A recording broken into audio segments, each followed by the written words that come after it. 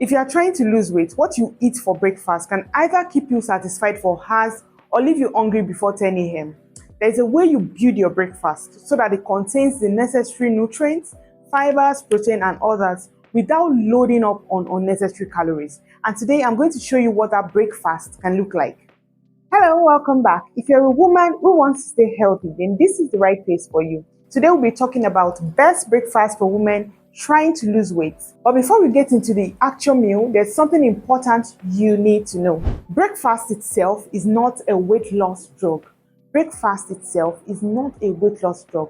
Research comparing eating breakfast with skipping breakfast has not shown a consistent weight loss advantage simply from eating breakfast. So in this video, we are not going to be talking about eating breakfast and then your weight is going to shed off. Instead, we are going to be focusing on something much more useful. How can you build a breakfast that keeps you satisfied? How can you build a breakfast that provides the necessary nutrients and fit into a calorie-controlled eating pattern? Now let's get into it. The first thing I want you to think about when building a weight loss breakfast is protein. Protein can actually help you feel fuller, and this is particularly very important if you're trying to lose weight, because one of the biggest challenges is not necessarily knowing what foods are healthy, it is dealing with hunger. So what foods can give you protein at breakfast? We have eggs, we have milk, we have beans, we also have fish, we have chicken, we have some cottage cheese. Proteins like this keep you fuller. You could have boiled eggs plus whole grain bread plus vegetables. Or you could do beans with vegetables with a moderate portion of a starchy or whole grain food. The goal is not to totally eliminate carbohydrates from your food. It is to make sure that your food is not containing mostly refined carbohydrates with little or no protein. The second component is fiber. Don't forget your fiber. Now, fiber is mostly found naturally in fruits, in vegetables, in beans, in whole grains. And what you need to know is that your whole fruit is quite different from your fruit juice. Now, your orange fruit, the whole fruit, is not the same as the orange fruit juice.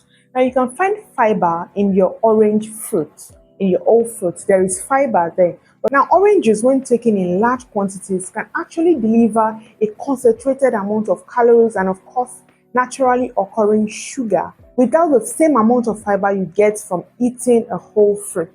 So if I'm telling you to choose between the whole orange fruit and the orange fruit juice, of course I'm telling you to choose the whole orange fruit. And this is why I don't want your breakfast should just be a glass of orange juice and a pastry. It may taste great, but it will not keep you satisfied for a long time. Now, the part 3 is to choose your carbohydrates wisely. Choose your carbohydrates carefully. Now, let's address something that confuses a lot of women. Should I completely stop carbohydrates if I want to lose weight? And not really. Carbohydrates are not automatically the main reason why you're losing weight. Now, the type, the amount, and the overall dietary pattern actually matter. Whole grains like oats, like whole grain bread, can actually be part of a healthy eating pattern. So instead of thinking carbohydrates are bad, think this way: what type of carbohydrates can give me the right nutritional value and also keep me satisfied? We have some examples. We have oats, we have beans, we have sweet potatoes, we have whole grain bread. All of this can actually fit into a weight management diet. The key is the portion size and what you actually pair them with. Part 4 is add a fruit. Now let's make breakfast much more interesting.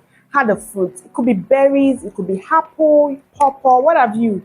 Add fruit you actually love. You don't need to be afraid of fruits because it contains natural sugar. Whole fruits can provide you with fiber, with vitamins, minerals, and other nutrients. So the bigger issue is your overall eating pattern and how much energy are you consuming and burning across the day. So don't turn breakfast into a punishment. Enjoy it, make it nutritious. Part 5, don't be afraid of healthy fats.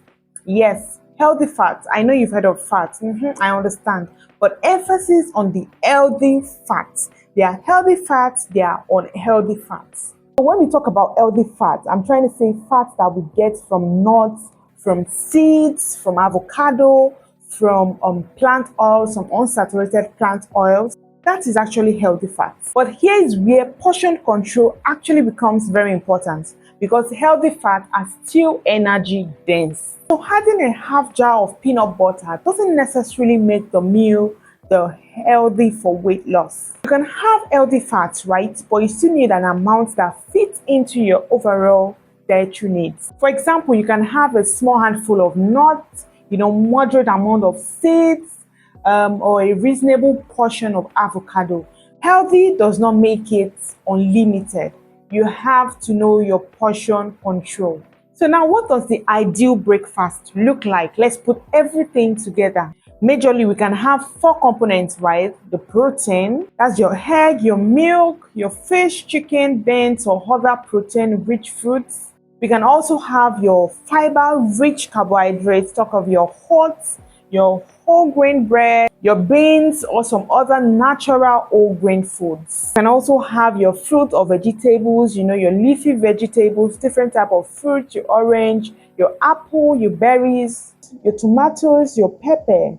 This goes. Don't forget to add a small amount of healthy fats, your nuts, your seed, avocado, all of that. All this is much more useful than you searching for your magical weight loss breakfast.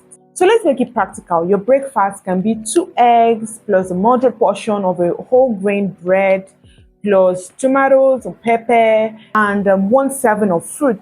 This makes sense. We have protein, we have carbohydrates, we have healthy fats, we have fruit and vegetables all in one meal.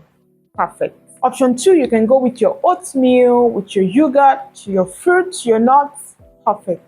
You can also go with your beans, your vegetable, your moderate portion of a whole food carbohydrate. Goes well. Now you might be wondering, is bread not automatically a weight gain food?